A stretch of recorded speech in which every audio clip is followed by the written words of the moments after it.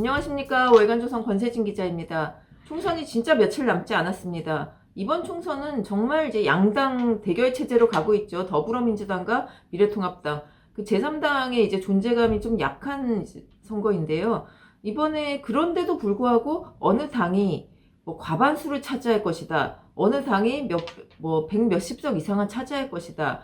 이런 예측을 좀 하기가 힘듭니다. 힘든 이유가 두 당 모두 승기를 잡지 못하고 있다는 것이죠. 어떻게 보면 이제 그 문재인 정권 하반기로 들어가는 선거라면 야당이 정권 심판론으로 유리한 고지를 차지할 수 있는 선거입니다. 원래는. 그리고 이제 코로나 이제 사태가 길어지면서 그나마 뭐 우리 정부가 잘하고 있다고 한다면 여당에 유리할 수도 있는 선거고요. 그런데 두 당 모두 승기를 잡지 못하고 있다는 겁니다. 어느 쪽도 잘하고 있지가 않다. 그래서 이제 정말 지겹다. 어느 당 뽑아야 할지 모르겠다. 이런 얘기가 지금 굉장히 많이 나오고 있습니다.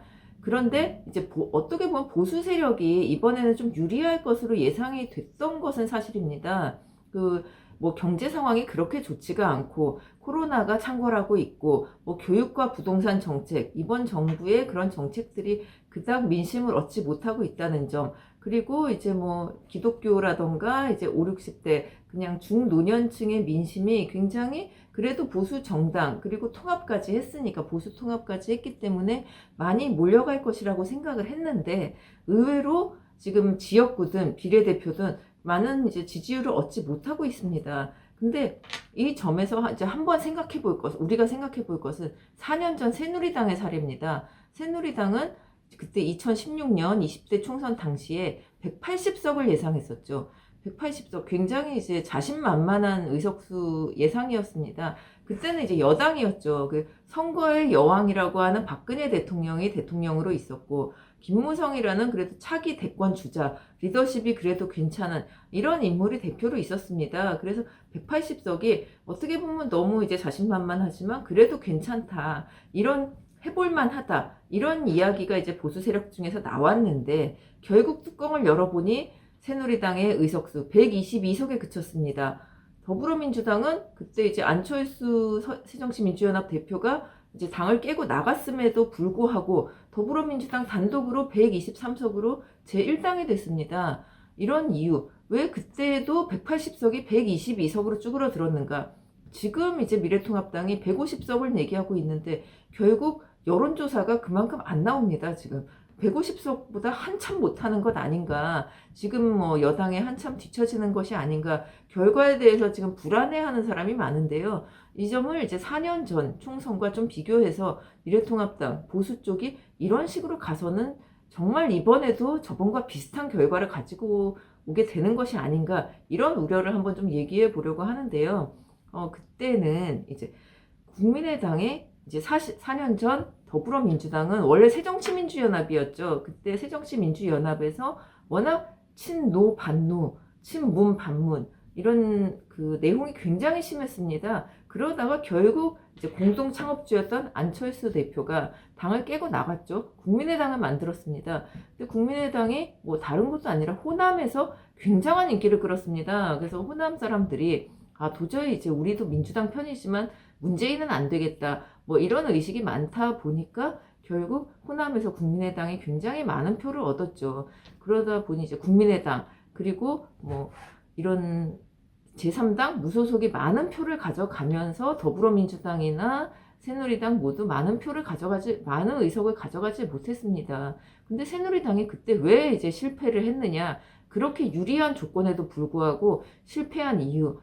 지금 근데 뭐 사람들 다 그렇게 기억하기로는 막장공천 이 얘기만 하실 겁니다. 막장공천이 있었던 건 맞습니다. 그때 이제 꼭 막장이라고만 얘기하기는 힘들지만 청와대와 당이 공천에 있어서 좀 부딪혔습니다. 부딪혔는데 그게 좀 이제 약간 좀 무난하게 부딪히는 정도가 아니라 이한구 공관위원장과 김무성 대표 이런 쪽이, 그리고 최고위원회 이런 쪽이 너무나 이제 심하게 부딪히다 보니까 결국 대표가 뭐 이제 도장을 들고 부산으로 뭐 갔다, 뭐 이런 소문까지, 실제로 뭐 도장을 들고 간 건 아니라고 해요. 그래서 그 정도까지 이제 문제가 생기면서 막장 공천, 옥새 들고 나르샤 뭐 이런 얘기가 많이 나왔고, 새누리당에 대한 이제 국민들의 인식이 많이 이제 좀 나빠졌습니다. 그래서 이제 좀 실패를 한 것 아닌가 이런 평가가 많이 나왔는데, 이렇게만 보기도 힘든 게 당시 더불어민주당도 공천이 말이 막장이 아니어서 그렇지 굉장히 이제 좋지 않은 그 내홍이 굉장히 많은 상태였습니다.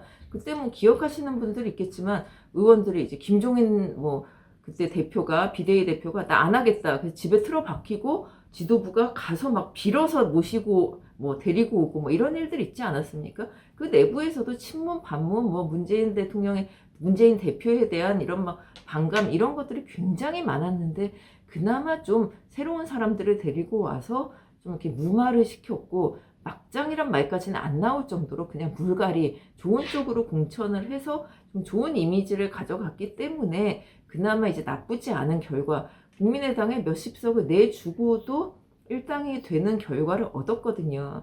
그러니까 이제 결국 제가 말씀드리고 싶은 것은, 공천을 잘 못했다, 막장 공천이었다, 문제가 있었다, 뭐 이거 얼마든지 매번 어느 총선에서 어느 정당에서나 나오는 얘기입니다. 근데 공천을 잘못했다고 뭐 이제 공천하고 사실 본 선거까지는 거의 뭐 한 달 가까운 시간이 있거든요.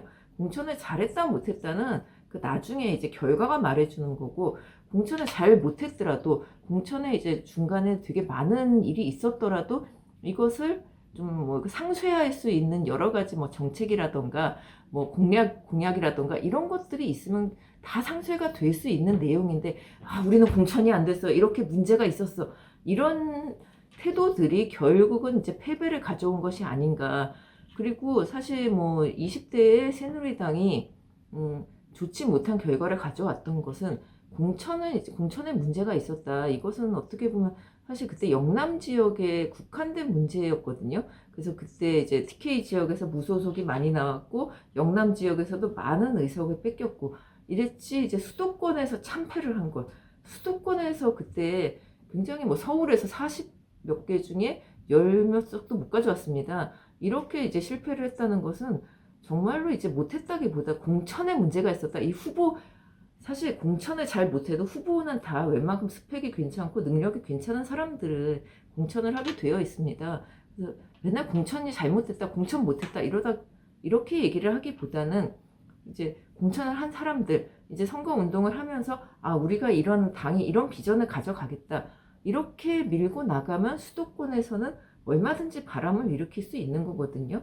그리고 공천을 못했다, 이거는 그럼 공천을 못했다면 그 지역구 사람들이 모두가 다 불만에 넘쳐서 아무것도 그 당을 안 뽑아야 되는 게 맞습니다. 근데 뭐 그 정도는 아닌 공천, 그래도 명분이 있고 물갈이를 하겠다는 공천을 해놨으면 이 사람들을 데리고, 이 후보들을 데리고 이제 우리가 어떤 이제 정책을 펼쳐 나가겠다, 우리가 재집권을 하겠다, 이런 비전을 보여줘야 되는 게 맞지. 우리가 공천이 잘 안 됐으니까 잘 안 될 거야, 공천 때문에 안 돼, 이런 것도 이제 상당히 지금 뭐 총선을 며칠 앞두지 않은 상태에서 그러니까 이게 결과가 좋지 않게 나온다면 공천 잘못해서 그래, 이것도 좀 문제가 있다는 얘기거든요. 그래서 20대 총선에서 굉장히 크게 패배한 거, 이거 막장 공천 때문이다, 이렇게만 자꾸 얘기를 하는 것도 사실 좀 설득력이 없는 얘기고요. 지금처럼 보수 결집력, 그리고 지금 경제 불황, 그리고 여러 가지 뭐 코로나 이런 상태에서 미래통합당 지지율이 별로 안 나오는 이유는 이게 단순히 공천을 잘못해서가 아니거든요. 그래서 이제 보수가 좀 그래도 지금 정권을 견제하고 뭐 이런 것들을 하기 위해서는 정권 심판론, 그리고 경제 회복, 이런 거에 대해서 좀 더 이제 국민에게 비전을 내놓을 수 있는 이런 공약과 정책을 내놓아야 한다, 이런 게 이제 제일 중요하지 않은가. 계속 막말과 이런 것 가지고 왜 공산주의가 어떻고 왜 사회주의로 가느냐, 왜 그거 문재인 정권의 심판, 이런 단순한 내용보다는 좀 더 국민들한테 비전을 줄 수 있는 내용을, 공천 뭐 파동은 빨리 잊어버리고 이 후보들이 우리가 정말 열심히 해나가겠습니다, 뭐 이런 것을 희망을 좀 보여줘야 되는 게 아닌가. 물론 막판 변수는 항상, 총선의 막판 변수는 막말이었었던 것 같습니다. 이번에도 지금 막말이 굉장히 많이 나오고 있는데, 미래통합당은 막말한 후보들을 빨리 쳐냄으로 인해서 조금 더 좋은 인상을 가져온 것은 사실입니다.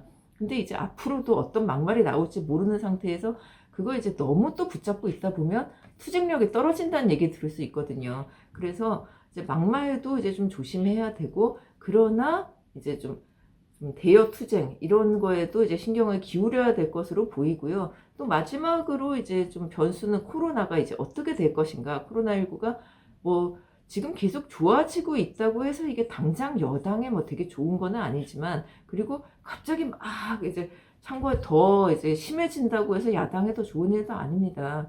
그러나 이제 여야가 좀 힘을 합쳐서 좀 극복해 나가는 자세, 좀 이렇게 희망적인 자세를 보인다면은 양쪽에도 이제 국민들의 민심이 좀 더 가지 않을까. 그래서 지금 며칠 남지 않은 상태에서 여야 모두 좀 승리를 위해서는 뭐 네가 잘했다, 네가 못했다, 그리고 뭐 이런 것들을 따지기보다는 국민들한테 좀 더 희망을 주는 이야기를 해야 되는 것 아닌가, 이렇게 생각합니다. 오늘 여기까지입니다. 감사합니다.